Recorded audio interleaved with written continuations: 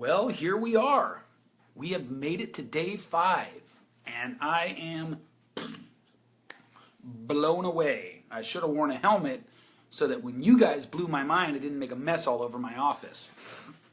But I didn't wear a helmet, and now I've got to clean up a big mess because you guys blew my mind.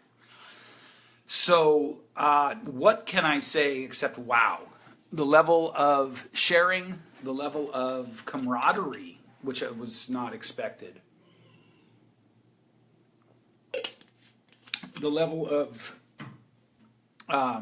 honesty, the level of work, the level of eagerness. It's been amazing, you guys. It has been just absolutely amazing. So, nobody seems to be on yet. If you're there, if you're listening, if you're watching, let me know so I know that somebody's here. Oh, Zora's here. Hi, Zora. So, this has been hands down the best, most fun, most rewarding challenge or promotion of any kind I've ever done. It's been outstanding.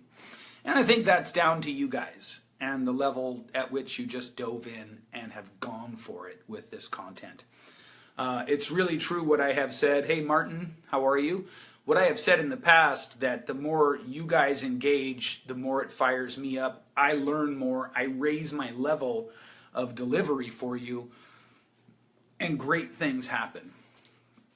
So, for those of you that are here now, I'm going to start talking about day 5, the Y in the storytelling acronym STORY, S-T-O-R-Y.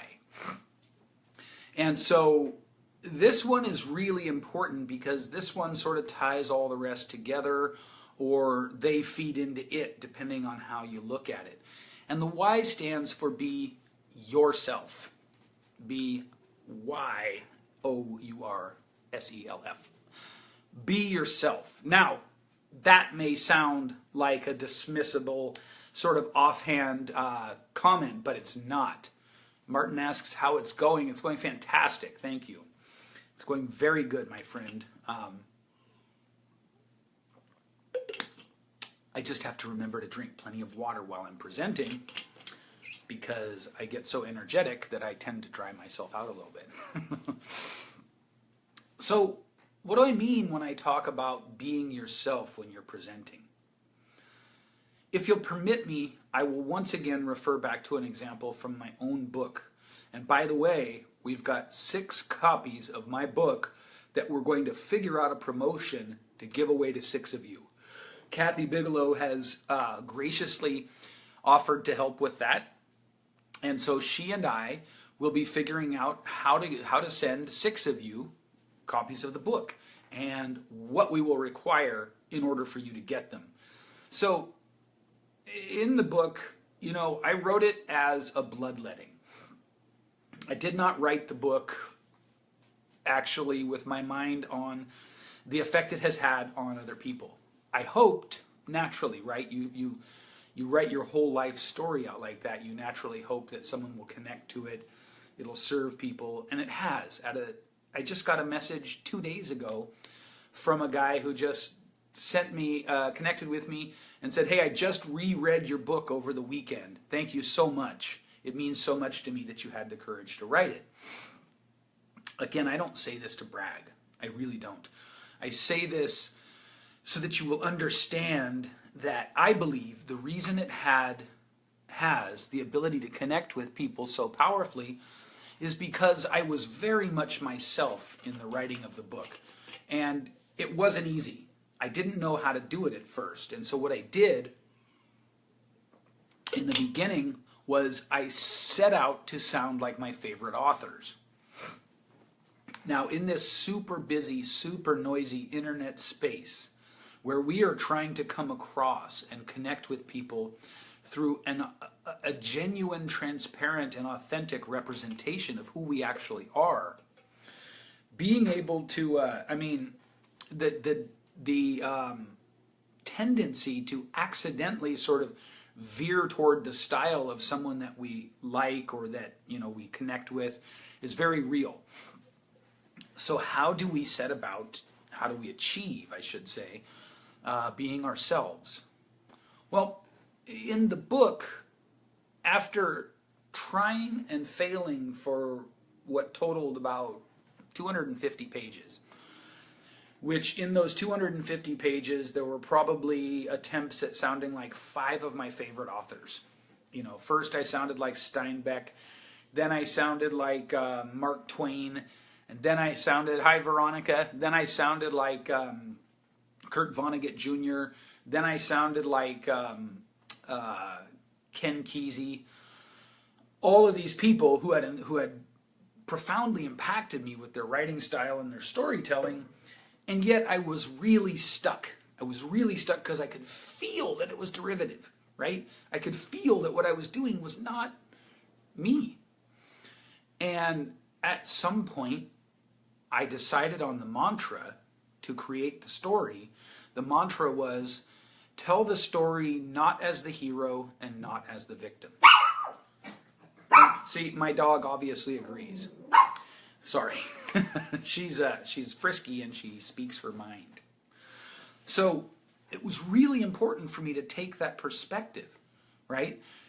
In a sense, when I was trying to mimic these other writers, I was completely trying to represent myself as some sort of a hero, circuitously, not directly, not like I've got a cape and I'm flying around saving the day and everyone who ever did me wrong is a bad guy, but a hero in the sense that I was creating a caricature of my life by trying to sound like another author, like another writer.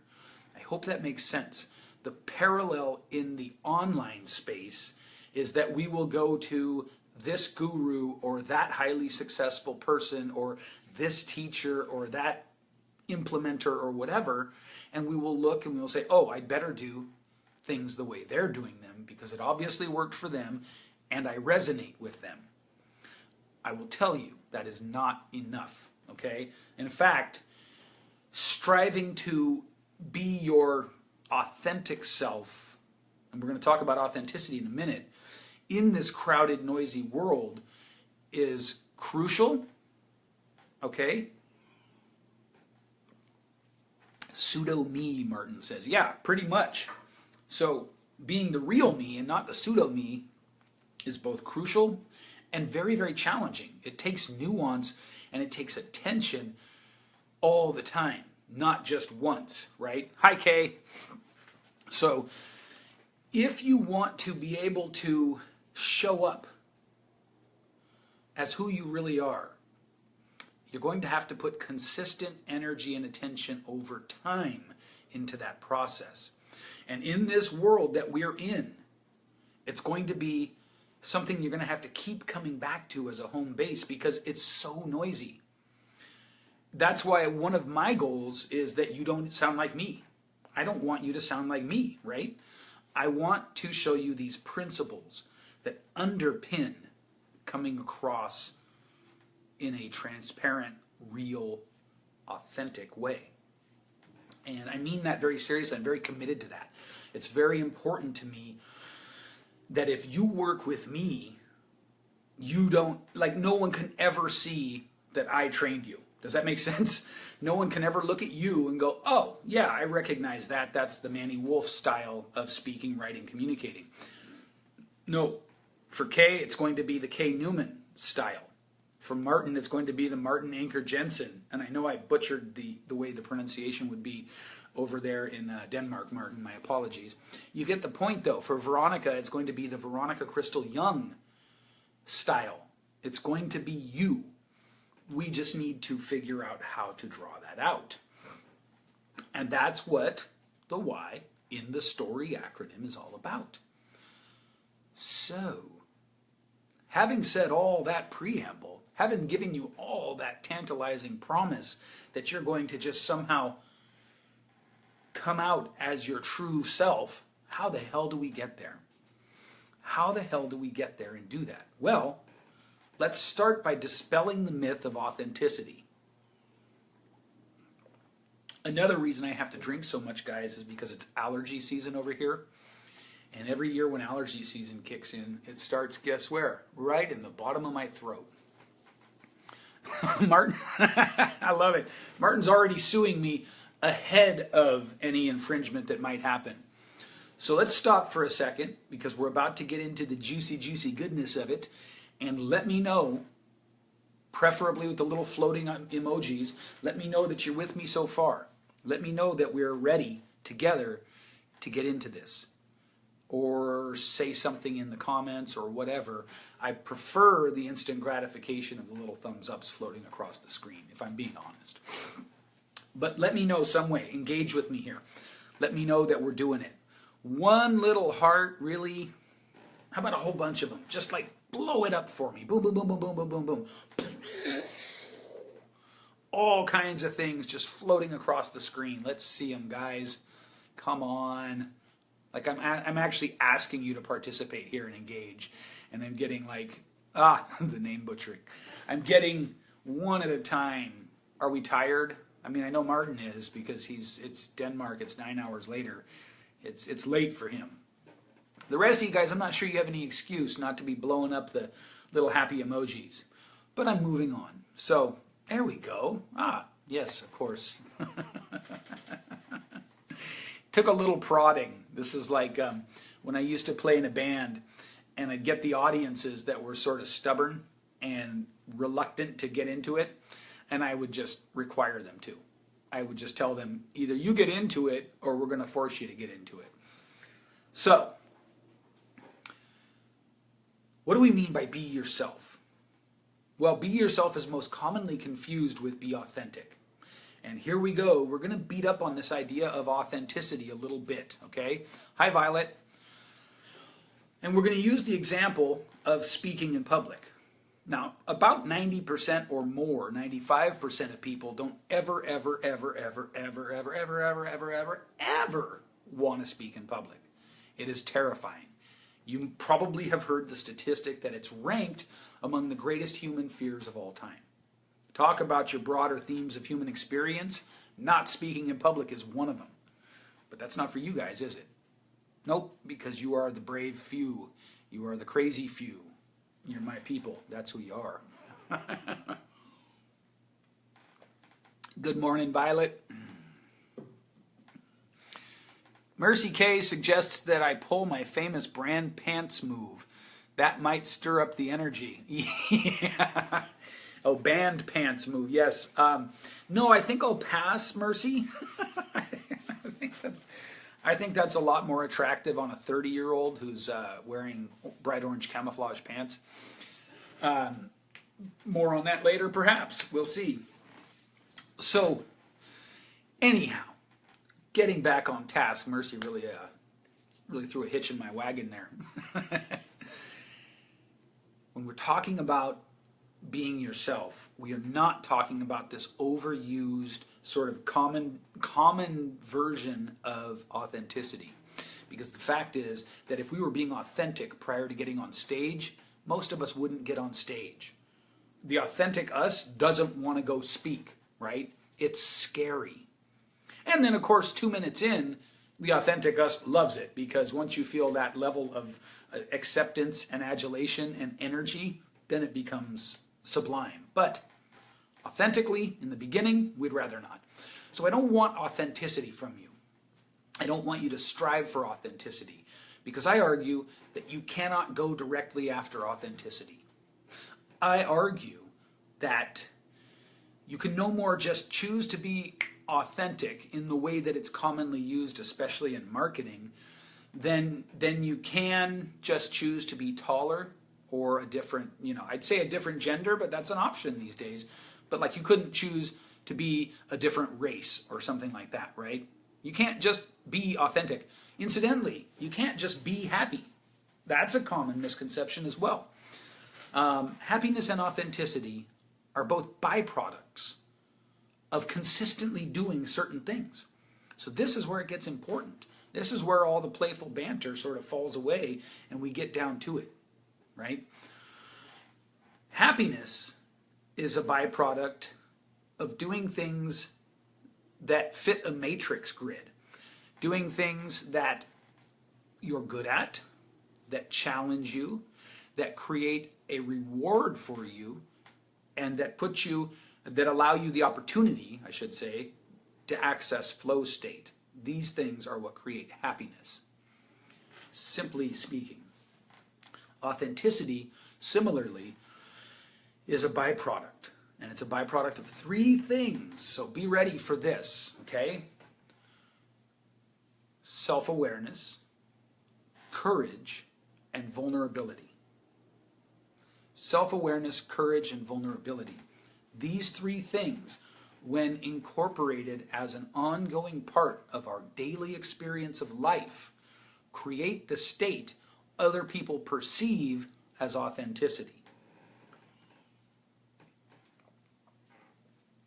Coincidentally, they have a big part in creating the state that other people perceive as charisma as well.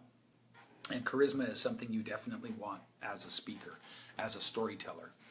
Charisma is very important. Thank you, Veronica. Veronica says that's gold, and she's right. Actually, it is gold. It's not that I'm so clever for sharing it, it's that it's a really important thing to understand. And once you understand that self-awareness, courage, and vulnerability create this thing that we call authenticity as a byproduct. The way if you put carrots in a juicer, the byproduct is juice, right? Or whatever, you get the point. The third, Martin, is courage. Self-awareness, courage, and vulnerability. And so here's how it works. Self-awareness is an ongoing, focused, intentional discipline of looking at ourselves with an eye toward discovering parts of ourselves. What I mean by that is the things about us that we do habitually. Because these things will, more often than not, connect to our story. And now we've talked a great deal about story in the past 4 days. And the internal side of story is such that it defines our reality. It defines it in a literal way. The internal stories that we tell ourselves define who we are and how we show up, right? At some point, your internal story became, part of it, became that you want to seek something new, or you would not be here. No question. And so that is part of your story. Another word for story is self-identity, right? And since that is part of your story, this opportunity to do this storytelling challenge fit with the story you have of who you are. Does that make sense? Please let me know that makes sense before I move on. It's very important to this idea of self-awareness that I know that you understand the function of these internal stories that we have, that each of us have. So do something to let me know that you're with me so far, because that's a big concept. Okay, that's a big piece. I want to slow down. I want to make sure that you guys get that. Violet says that self-awareness is the backbone of everything. I would agree with that. I would agree with that self-awareness is the backbone of everything, but I would also say that to avoid being sort of like a spiritualist without any tangible action, more than just self-awareness is required. But self-awareness is where it starts. And again, we need this like process, right? Action word there, process of self-awareness, not a benign, passive, engine revving in neutral kind of self-awareness, if that makes sense. Because the self-awareness is the methodology, it's the excavation tool that we use to go in and discover our stories. Right? Hi, Amita.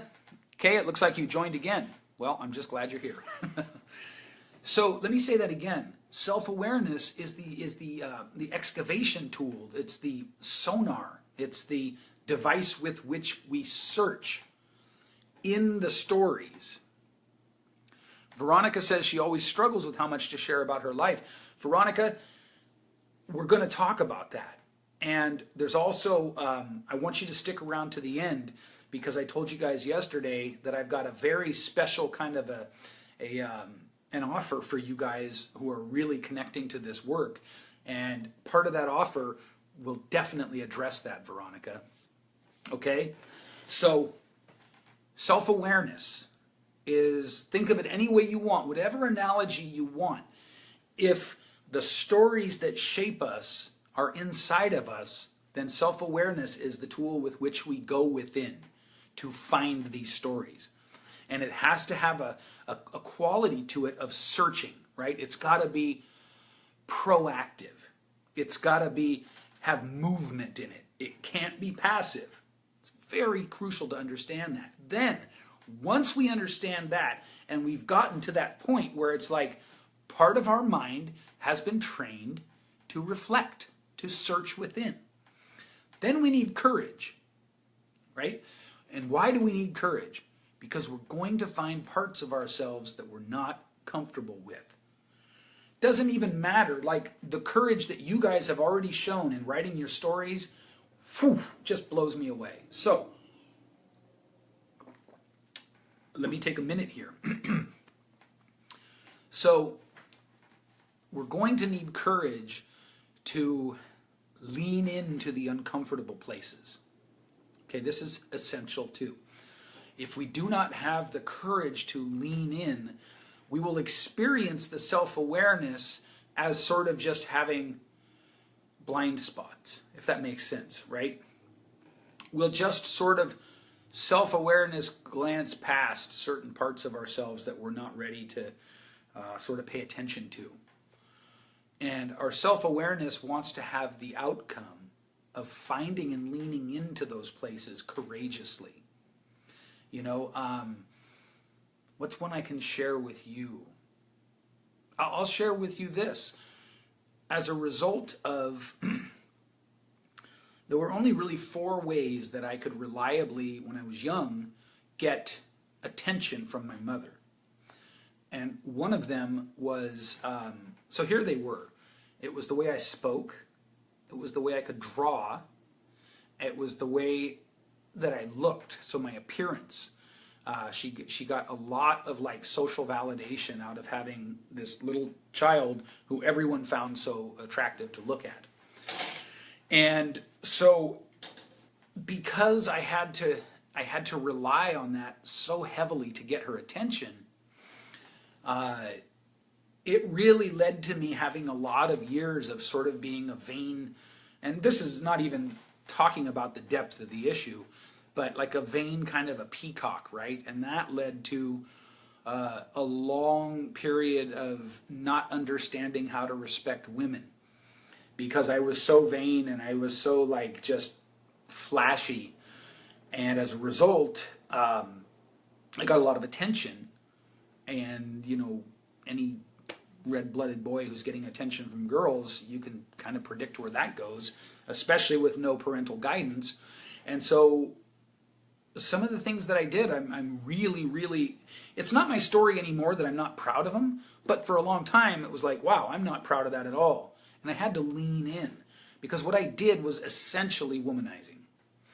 And I did that in such a way that I was indiscriminate, because really that's what I was taught. And it's no excuse. And again, it's not my story anymore. But the thing is, the thing that I want you to know that made me uncomfortable, me sharing with you something I really had to lean into, was I hurt a lot of my friends. I hurt a lot of them with this indiscriminate approach that I took, because sometimes it was their girlfriend.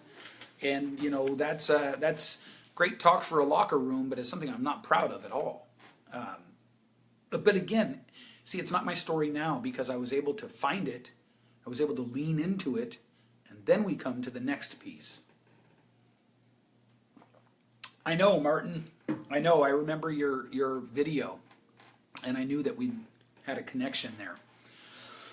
So, now we've talked about searching with self-awareness, and how it needs to be ongoing, right? It's just it's a subroutine in our computer that's always running, okay? You're welcome, Veronica.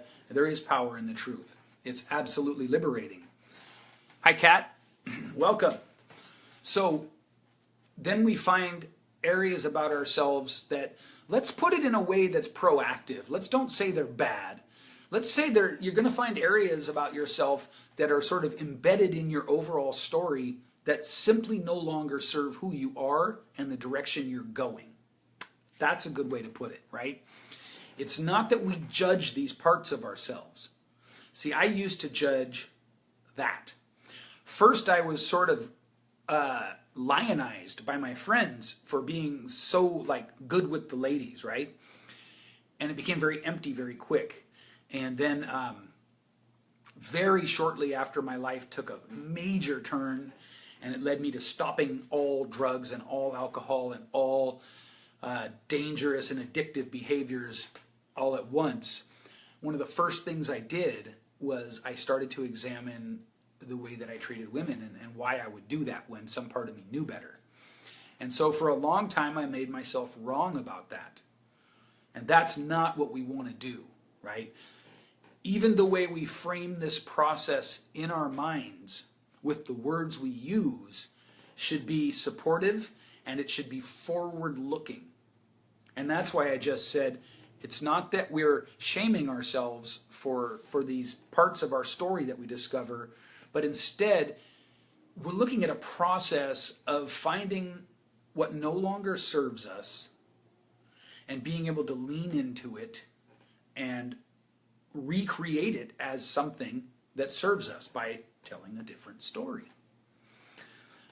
In one of the other days of our challenge, we talked about how the stories we tell ourselves, like everything else in the universe, right, literally become frequencies of energy. Because all things, from rocks all the way up to light, and Martin says the wrong persists if I shame it. That's absolutely true. If you shame it, you're giving it energy. So anyway, if everything from physical things to thoughts have an energy frequency, which they do, and quantum physics tells us this is not just abstract spiritualism, then that means that our stories, the beliefs that we store in our body, have a frequency too, right? And this explains why we'll often find ourselves attracting people that reinforce a problem we have rather than who we're trying to become. You know, they reinforce a part of our story that that no longer serves us because we haven't gone into the story in the right way and changed that frequency. That's what the courage, well, and the self-awareness are for, right? So we want to be really attentive to how we sort of speak on those things internally. What story are we telling ourselves in our process of replacing our stories and fixing our stories and changing our stories? That is the self-awareness with which we search, the courage with which we lean in when we discover. Here's the third piece, the vulnerability, right? The vulnerability to do what? To show it. You got to have the third piece, the vulnerability to say, this is what I've discovered, and it's uncomfortable perhaps to share it, but I need to share it. And you do, by the way, you guys, you do need to share it. Whether you write your memoirs like I did, and incidentally, I would suggest that as a healing process for anyone. Writing an unflinching account of your life where you are neither hero nor victim, the most powerful thing I ever did. By an order of magnitude of 10 to any other 10 things, right? Take 10 other things that I did that were epic in nature, that were designed to grow me as a person, and writing that book was 10 times more powerful than the 10 of them combined. Just putting that out there because I get that all of us that are attracted to this group have this sort of healing energy in common, right? We're all trying to serve others and heal others, and we're all healing ourselves too. Amita says, if you hide it, it grows in the dark, and in the light it shrinks. That's absolutely true. So vulnerability, open-hearted vulnerability, a willingness and a courage to be judged, which incidentally, once we're vulnerable, we're almost never judged. Like 0.05% of the time. Mostly by being vulnerable, we act as the lighthouse in the fog for other people, right? Mostly, overwhelmingly, we give other people permission to shine when we're vulnerable. It's exactly the opposite of what our fear tells us will happen. Exactly the opposite. And so don't be scared, Martin. And so how do we then be ourselves? Well, that is the process. That is the deepest, most powerful process for being ourselves that I can share with you, that I know about. And it is a process, and I think that's important. It's important to understand that this never stops. We search, we execute with courage, and we share with vulnerability, right? We search, we lean in with courage, and we share with vulnerability. Search ourselves, the depths of ourself, lean in courageously, share it vulnerably. This will yield what we commonly misrefer to as authenticity. An interesting, fun kind of fact about this too, you'll suddenly be able to see through all this marketing authenticity, which is really funny. It's another topic entirely, but you don't ever want to be the person putting this sort of emotionally leveraged piece of content out there that's designed to sort of elicit a certain outcome, right? Or a certain reaction from people, because that will not draw your people to you. Because when you put things out there, even a post on Facebook, again, you're sending a frequency. And it's in the way you show up. And if it's in the way you show up, then it's going to attract people who vibe with that frequency, right? And so we want to move away from this idea of mimicking what we see that people are calling authenticity, and understand instead that what we're really doing here is we are engaged in a lifelong process of self-awareness, commingled with courage, and then sort of seasoned with vulnerability. The courage leans in, the vulnerability leans out towards you. The courage leans in, and the vulnerability leans out toward the outside world. This is how we be ourselves. This is how we evolve. And that evolution, if that evolution that we're talking about was a wheel creating sparks, those sparks would be what people call authenticity. So you take your structure from day one, right? You remember that you have 4 questions to answer. Who am I? How did I get here? Or who am I? Who do I serve? Who am I? What do I do? Who do I serve? And how did I get here? Those questions require that combination of those 3 qualities, right? Self-awareness, courage, and vulnerability. Then tension and release. Tension and release is how we start to build up that desire in people to know more, right? And here again, in tension and release, we need to be vulnerable. We don't want to go for knee-jerk. We don't want to go for deliberately gut reaction kind of manufactured tension and release. It's a higher level to look at the parts of our lives that are the story that we share and say, where can I share more, right? Where can I make this more transparent? Not, how can I twist this so that I know that it's going to make them cry on page 17? Then, offer rich detail. By this time, you're looking at the crafting of the words for the emotion.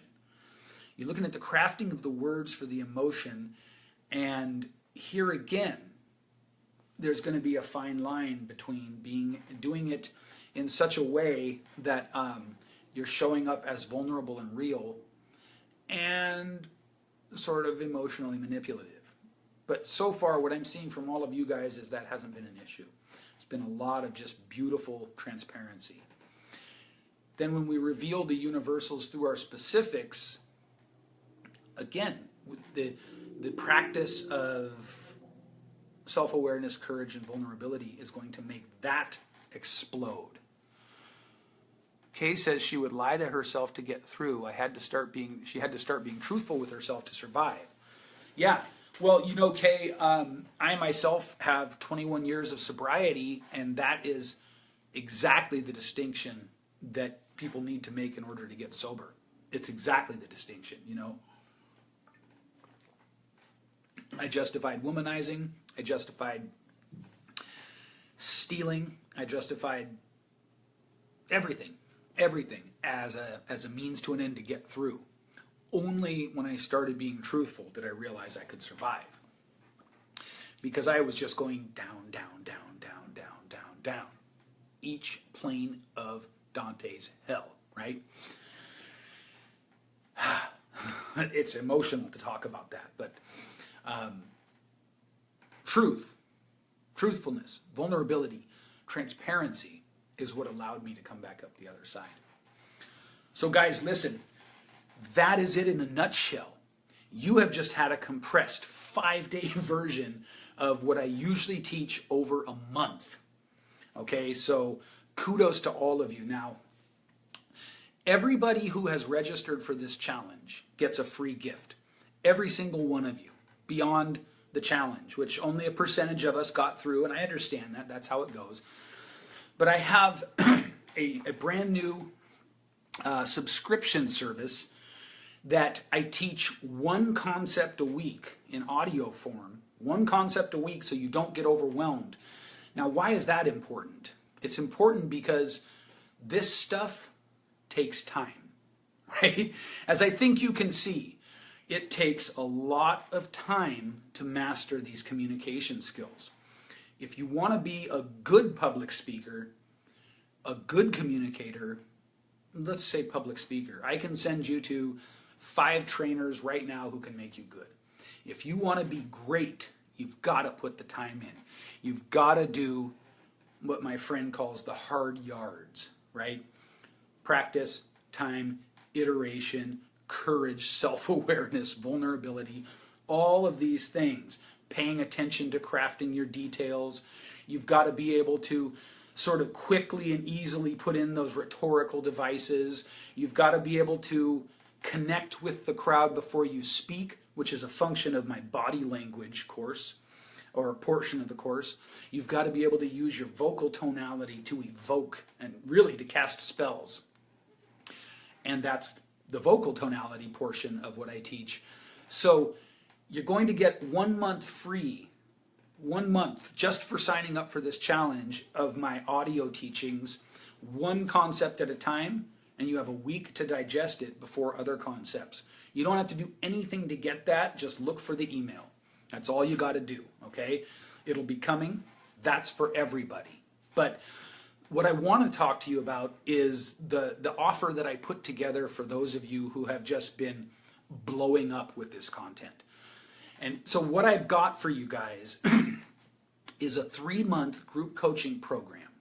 It's a 3-month program where you get access to me every week.